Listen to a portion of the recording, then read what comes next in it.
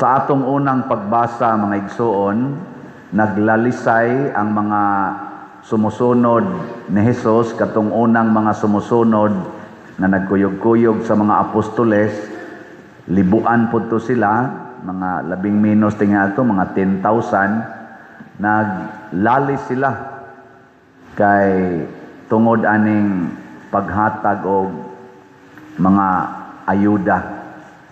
Naarabay ng hatag ayuda atong niaging simana ba to hantod karon? Way naglalis. Nga ako'y nadunggan usa ka congressman ingon to ay pila ka barangay didto wa tagai tungod kay kontrapartido. O kontrapartido man to sila, ang mga Grigog pinulungan o ang mga Hudiyo naglalisay. Giyon sa pagsulbad sa mga apostoles. Ningon dayon sila may mga leaders. Ningon sila, dili maayo nga anha mi magsigig atiman anang pag-apod-apod anang kwarta o pagkaon. Unya malimtan na namo ang pag-ampo o ang pagsangyaw sa pulong sa Dios. So ang giuna og atiman sa mga apostoles mao nga dili unta sakripisyo ang pagsangyaw sa pulong sa Dios ug ang pag-ampo. Nilingiyay mong tupad. Unsay imong gisakripisyo ron? Ang pagpangwarta o ang pag-ampo? Hay may sagad ginimong kalimtan ba o isakripisyo, iunya-unya ang pagpangwarta o ang pag-ampo? Ang ato karong mga naas gobyerno, gikan sa executive hangtod barangay officials, unsa may ilang kasagarang isakripisyo, ang pagpangwarta o ang pag-ampo? Kung mopalit ka raffle ticket, unsa may imong gisakripisyo, ang pagpangwarta o ang pag-ampo? Imong gisakripisyo ba, imong gibaliwa? Kung mopalit ka raffle ticket, ang pagpangwarta kay inigpalit nimo raffle ticket, ang tag-iya ana ang simbahan naman sa imong kwarta. Nya wala naman kay hawak ana kung makadaog ba kag dili, kuha naman lang na, taghap-taghap naman lang na. Pila raman sanay mudaog anang atong raffle ticket? Pila may mudaog ana? 54 ra ka tawo, 54 nya nagtarget ta nga maka-sale unta ta og mga 200,000 ka tickets. Nya sa pagkakaroon ang atong halin 7,500 pa. Pila pay kuwang? Nganong dako pa man kay kuwang? Kay daghan kaayo ang nisakripisyo sa pag-ampo kaysa kwarta. Ilang isipti ang kwarta, bahala na ng pag-ampo. Zaman. Lingiyay mong tupad, balihon ba nato? Balihon nato. Ato ng isakripisyo ang kwarta, dili ang pag-ampo. Sige na lang tag-ampo. Nya kanang kwarta, ipalit na lang nag-raffle tickets. I-donate na lang nas mga silingan nga pobre kayo. Pastilag mauni buhaton sa mga anarong ato diha mga leaders.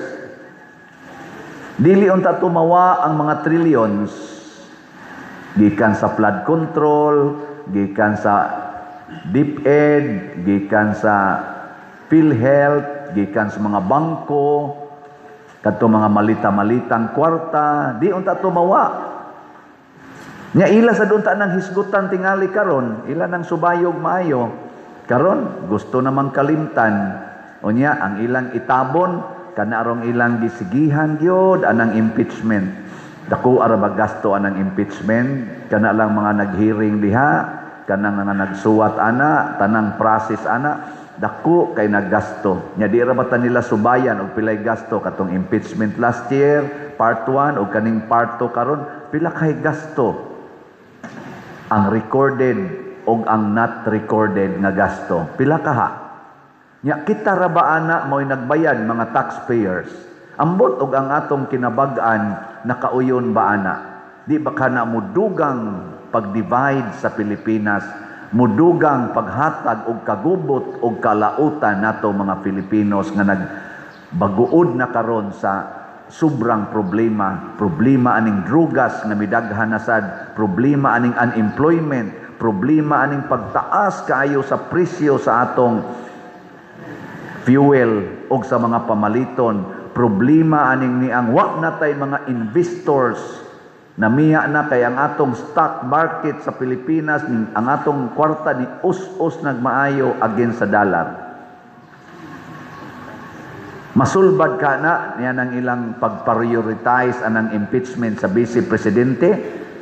Nganong naingon ani man akong tan-aw tungod kay kaya nila or maoy ilang gisakripisyo ang pag-ampo o ang pagsangyaw sa pulong sa Dios, unya gisiguro nila ang pagpangwarta.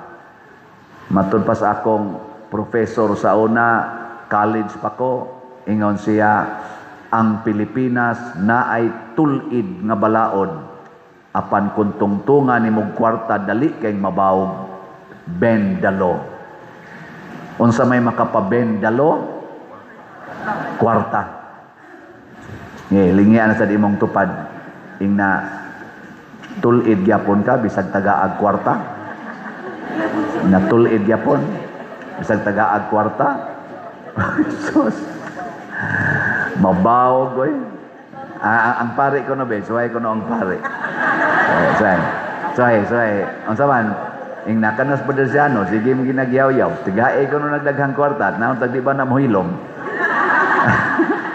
Nahaaraban na ro yung mga istorya-istorya na sa una daghan kay magrally against corruption, daghan kay magrally against aning mga inhustisya, daghan kay magsigig ingong never again, pero karon hilom kaayo. Naa ang sitwasyon sa korupsyon nga portig yung mas dagko in the history of the Philippines, kanipay kinadak-an kay niabot na gyud trillions. Wa gyoy nagrally karon against sa corruption, except lang sa pipila nga mawala sa dayon. Kadtong nagsigig ingong never again karon hilom kay sila. Identified magyapon na sila. Hilom kayo. Bikin sa man to'y gasigig rally sa UNABI against corruption, magdadayog mga placards nga magsunog-sunog din ang IPG diha. Kinsa man to? Marcos Group, Pinklawans Group, o Duterte Group? Nya kinsa man ron ang hilom kaayo against sa corruption o mga crimes atong katilingban? Marcos Group, Pinklawans Group, o Duterte Group? Secret. Maniid ta. Maniid. Pero di ta magpakahilom sa pagbuntog sa korupsyon. Ngano man, tungod kay kining korupsyon against ni sa balaod o pulong sa Ginoo. Ang atong mga apostoles, gisiguro nila ang pagsangyaw sa pulong sa Ginoo kay mauna ang kahayag sa kalibutan. Mauna siya atong giya sa pagpanaw sa kalibutan. Mao to nga matod pas unang pagbasa, nilambo og maayo ang simbahan nga ilang gitukod tungod kay wa man nila tagaig higayon nga ang financial, material concerns maoy mutabon, mubabag sa ilang pagsangyaw o pagampo. Apan kining maong pagsangyaw o pagampo nakasentro sa usa ka bato na matod pas atong ikaduhang pagbasa, mao gini ang bato nga labing importante. Kinsa man ang batuha? Narabay batong suyupunon. Ikaw sa giingnan ko ato mga siga kay mata na sugatan ako ba duha ka tawo. Galakaw ko bag-o pa kong bari ato. Ingon dayon siya, sir, palit kag bato. Lingi ko na may construction diri sa dool nako. Inako, diha construction, diha pa pamaligyag bato basi gamito na nila. Nya pagsaylo nako gasigi ko na unsay nasud atong duha ka tawo nga gibaligyan man kog bato. Unsa may tan-aw nila nako? Sige ko gunahon na ba? Nya diha man ko tos SPFY sa may Archbishop Palace na assign pa. Kuha ko diha formator for 7 years sa mga seminarians. Pag-abot ako dito, ngutana din ko sa guard, ako buwang atong duha ka tawo guard. Di ana mo nangan ba? Sa ngano man? Nako, gibaligyan man kog bato sa kay tan-aw nila nako. Katawag na yung guard. Isa sa imong gitubag re. Naku akong gitudlo atong construction dito. Naku na construction ay diha ibaligya inyong bato kay basi gamito na diha. Isa wala ka kasabot ana dre. Naku unsa man day na? Ingon ni siya nga, Jesus, padre kapag ka-inosente nimo. Naku unsa man day na? Siya shabu na uy, bato ba? Bato may tawag ana. Naku mao di ay na-assign ko sa prisuhan. Naku ngano man ang inyong mga mata siga man kay na. Ngano man ang inyong hapapangig, hugot, magkainastanog, uno na magmayo. Tungod na sa sige ninyong suyop og bato. Siunan ka na bato imong suyopon, di mo kagot ngipon ni mo na. Di ka mo siga imong mata, suway nga to sa inyo ro, di guli, kaon ditong bato niya, lamya. Siga yun ang mata ni mo. Literal ba nga bato? Maurasan na ang bisyo. Ang bato nga si Jesus dili na mao, di na makapasigas mata, makapanindot sa atong kinabuhi.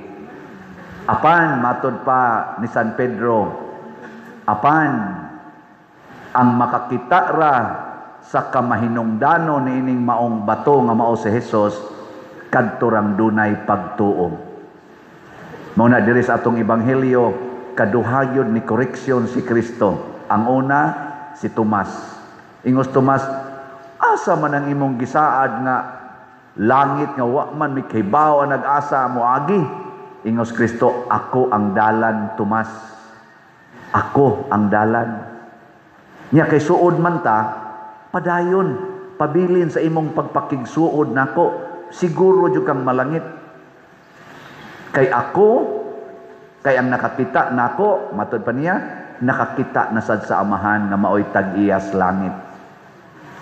Ingon na sa Filipi, pakit amis naong sa amahan, Lord. Gikoreksyon na San Kristo. Di ka mo tuo, Filipi, nga nakakita nako, nakakita na sa amahan, nga ang amahan, ania ka nako, ug ako anaa sa amahan. Muna na ang iyang giingon, pagtuo na mga igsoon, nilingi ay mong tupad. Ang di mulingi, wa kakita sa Ginoo, kakitag demonyo. Lingi ing na ba imong tupad ing na nakakita kas Ginoo sa akong naong ing na nakita na nimong Ginoo sa akong naong pangutan-a ba imong tupad ngano wa man mo manglingi lingi abang imong tupad ing na nakita na nimo ang Ginoo sa akong naong basig ang nakita na ang imong pagkaway bayad-bayad sa utang nya ingno ni kag bagga lang naong nimo da naong baggag naong wa biya nimo uwaw naon ayaw tan-awa ang naong sa Ginoo diha nang imong tupad kay kitang tanan anak kas Ginoo, image and likeness of God. Pagtuo mao na tuhoig yun mga asawa na kanang inyong bana bisag unsa kahubog bisag unsa kasabog naong nas Ginoo. Ninig uli na ana nga sa pinday ingon ka ang naong sa Ginoo ay sa pinday. Ana pagsulti at least nakakita kas Ginoo.